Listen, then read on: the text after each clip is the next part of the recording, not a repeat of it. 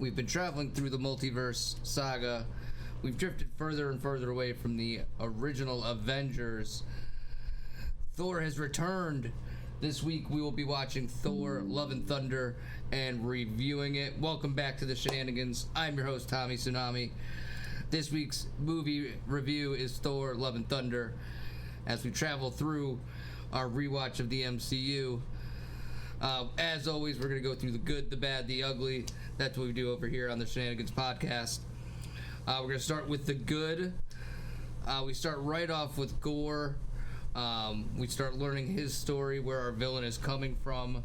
We see him and his daughter suffering in the desert, no food, no water, and his daughter just dies in his hands. Then Gorr finally meets his god, Rapu, who is the god of the flower gods, if I remember correctly.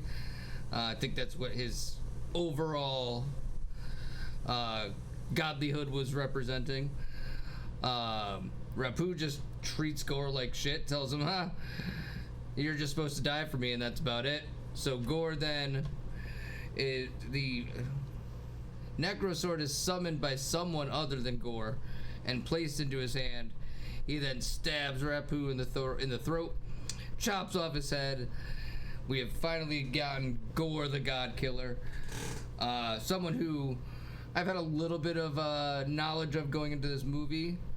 I know he's quite the badass, so going into this I was hoping we were going to get something really good out of this movie.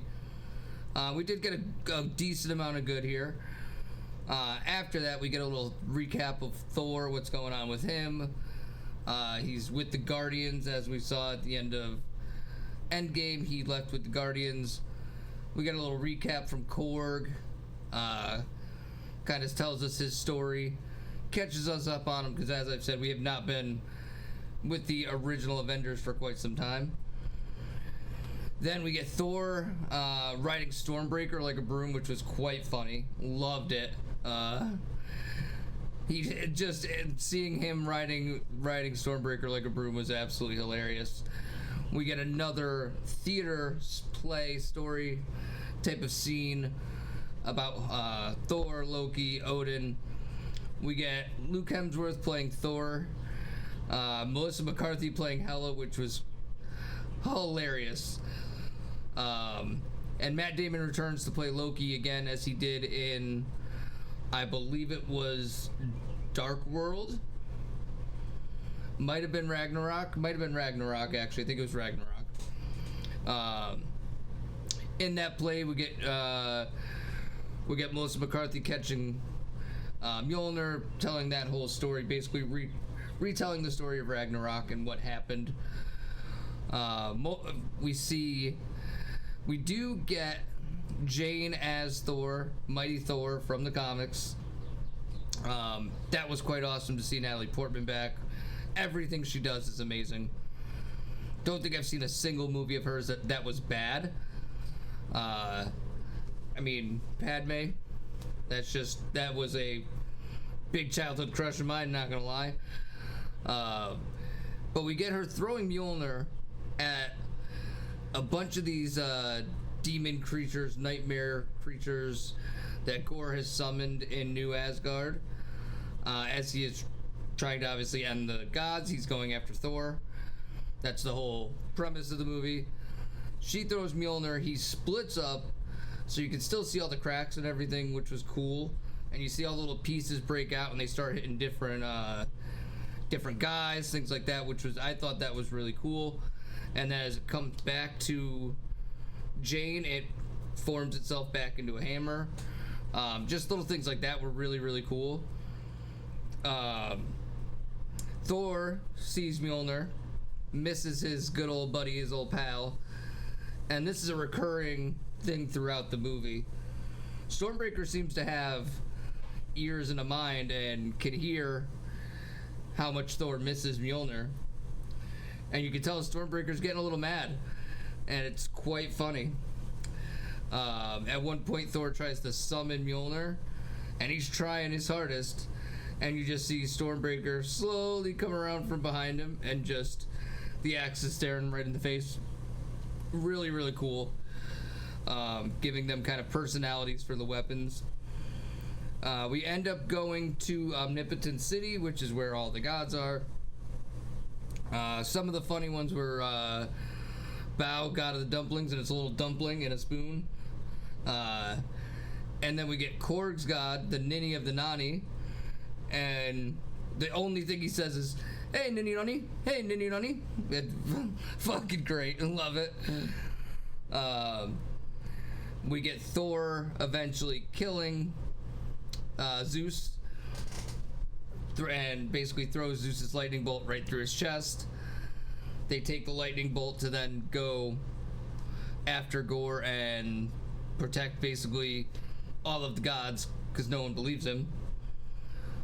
As they're leaving, to me, I'm pretty sure it was two Celestials that kind of open up the door that they leave from.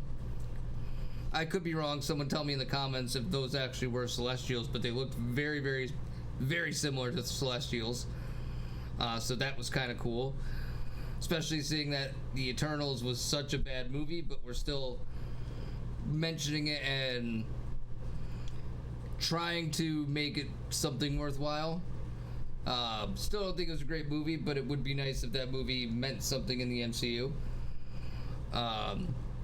They enter the Shadow Realm and everything goes to black and white, which is really cool. Gore just kind of pulls, it's all the color is pulled out because it's a Shadow Realm. There's nothing there but essentially death. We get the big fight at the end. Jane comes through. We also learned Jane's got stage 4 cancer, so that was the whole thing, was she's using Mjolnir to kind of keep herself alive and keep herself healthy. They got her in radiation and chemo. Thor says, "Stay here, I'll take care of it." She ends up getting Mjolnir, coming to help Thor win the fight. Jane ends up being the hero, and we lose Jane. Boo-hoo, sad, sad. And I truly mean that. I really wish Jane wasn't just dead, but it makes sense to kind of keep the Thor story moving along. I like anything with Natalie Portman, so that's why I don't really want her gone, but it is what it is. Ends Jane's story. As we're putting this movie to a close, we get Korg giving Jane the hero treatment, telling her story. They build a statue of her in New Asgard. And to me, this was a really great way to bring Mighty Thor into the MCU while also finishing off Jane's story.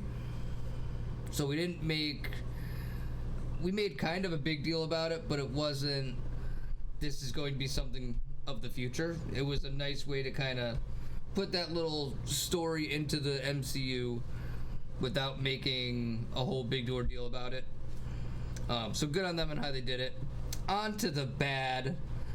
One Guns N' Roses song was enough. We didn't need every song in the movie to be Guns N' Roses. I'm not a huge Guns N' Roses fan, so to me, was very, very unnecessary. We could have done some other musicians, especially with the history of the soundtracks with Guardians and Guardians 2. We could have done a little bit better of a soundtrack there. And the Thor Jane vibe was a bit cringy, as most would say. A lot of people don't like this movie because it's very bubblegum type of rom-com, I guess you could say. That was about it for the bad. There wasn't too much bad. I actually really, really liked this movie. Ugly in a good way was Gore when he gets powers. He does look very menacing, which is kind of crucial to making him as scary as he should be. So in a good way, he was very, very ugly. And also, this hair right here, I'm gonna rely on editor Jeff to put the picture I sent him in. But what in the lollipop Farquaad is this hair? I don't know who this character is. I don't know what their reasoning for being in the movie is, but this hair is absolutely hideous. And on to our end credit scene and our score. We find out Zeus is still alive. Zeus is very angry because he says people just want to see superheroes. They don't really rely on gods anymore. So he is sending Hercules to put the fear in humanity again. Hercules being played by none other than Roy Kent. I don't know his actual name, I just know him as Roy Kent. So curious to see if we get him back with Doomsday coming, Secret Wars coming. We should be seeing some of these gods again. And then we see that Jane makes it to Valhalla. So Jane gets her happy ending. She will eventually be with Thor again. So good for her. My score on this movie is going to be a 7. Actually, 7. Not quite as good as like Winter Soldier or Captain America or anything like that, but a good 7. Here's a hot take for you guys. I think the second 2 Thor movies were better than the first 2. Go ahead, attack me in the comments. I don't care. I'll die on that hill. Ragnarok and Love and Thunder were both better than Dark World, and both better than the original Thor. There, I said it. There's your hot take for the episode. But thank you for watching. As always, we've shenaned once, we will shenan again, and we'll catch you guys in the next video.